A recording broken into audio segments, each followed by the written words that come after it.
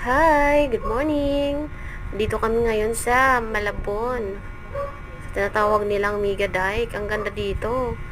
Ang dami dito nagbabike, nag-exercise, tsaka mga nag-jogging.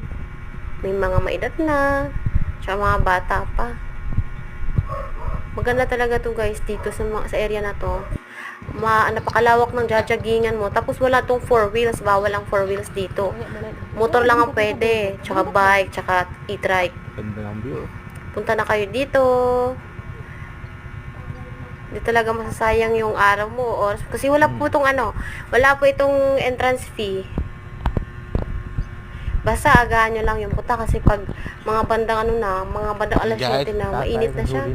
Sabagay, pumunta nga para mag-jogging. Okay lang din naman pagpawisan tayo paminsan.